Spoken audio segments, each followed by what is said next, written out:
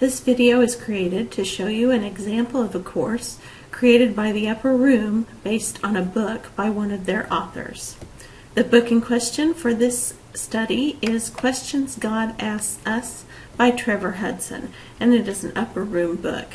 The Upper Room courses are created by Sharon Conley, and Sharon does some videos with the author of the book and then creates the course based on reading their book, viewing their videos.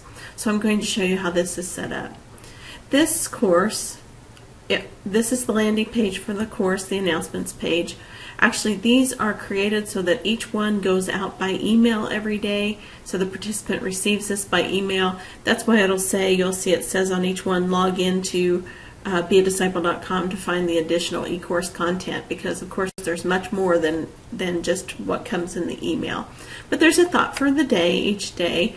This course would have begun clear back on August 26th, is what I want to say. Yes, on August 26th, and that was the first day of the course. So by the time we come into the course for this video, we are beginning week 4. So the first day of week 4 is Monday. The person receives this by email, reads and reflects on this thought for the day, and then comes in at the time that's convenient for him or her in order to continue with the study.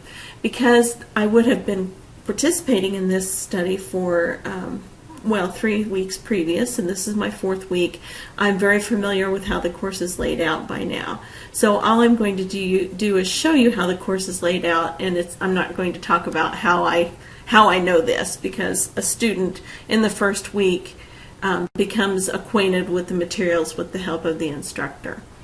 Okay, so this is week 4, so I know I've read the thought for the day. The next thing I'm going to do is go to the weekly focus. And there's a weekly focus folder for each of the weeks. Welcome was first from Trevor, a video, and week 1 and week 5 are down here. Week 4 is at the top because that's the week I'm ready for. So I'm going to open the week 4. It's Monday, so I know I'm going to open question 7 before question 8. I'm going to open question 7, and the first thing I'll do is view the video. These videos are created by the Upper Room and then posted on their YouTube page for use in the course. So Trevor will give a little thought about the chapter for this week.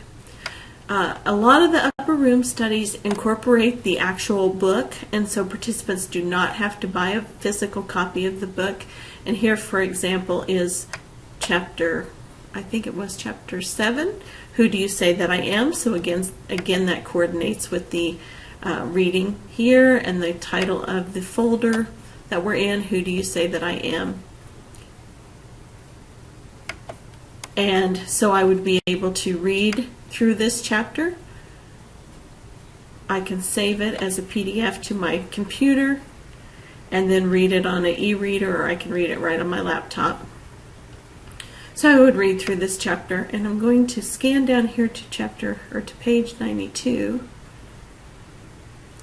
94, because I happen to know this is coming. Okay, back then to the folder. I've read chapter 7, and I'm ready for the next part, which is a guided discussion. Here there is a video player, which I don't know why it's not showing in that box, but a video player would be showing here.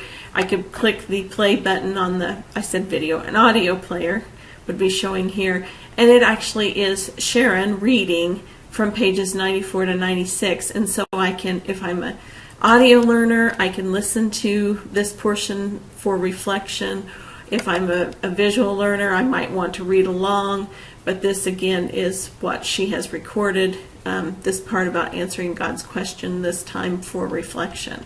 And so this gets the participant guided and ready for some group discussion on the question, which is what comes next.